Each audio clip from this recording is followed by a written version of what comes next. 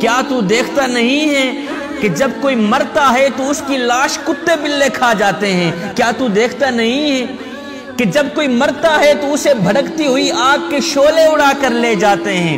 قبر میں جانے سے پہلے، مٹی میں جانے سے پہلے ہی وہ جہنم کا ایندھن بنا دیا جاتا ہے۔ کیا تو دیکھتا نہیں ہے؟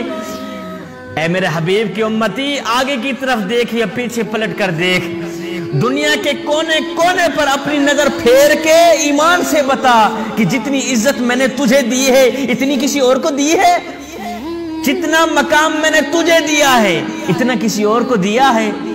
اللہ اکبر، جتنا مقام تجھے ملا ہے اتنا کسی اور کو ملا ہے؟ نہیں ملا نا۔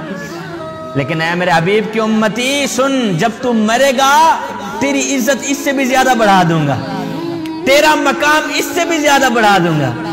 اے دوست، کیا تو دیکھتا نہیں ہے کہ جب کوئی صبح سویرے اٹھتا ہے تو گائے کو اپنا خدا سمجھ کر اس کی آگے اپنا سر جھکاتا ہے، کچھ مانگتا ہے؟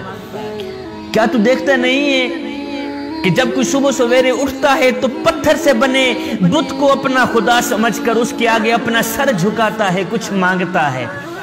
لیکن اے دوست، ایک بار نہیں کروڑوں بار سلام ہو تیرے مذہب پر کہ تو صبح سویرے اٹھ کر اس پاک ذات کے آگے اپنا سر جھکاتا ہے، اس رب سے مانگتا ہے جو پتھر سے مانگنے والوں کو بھی خالی ہاتھ نہیں جانے دیتا، جو گائے سے مانگنے والوں کو بھی خالی ہاتھ نہیں جانے دیتا۔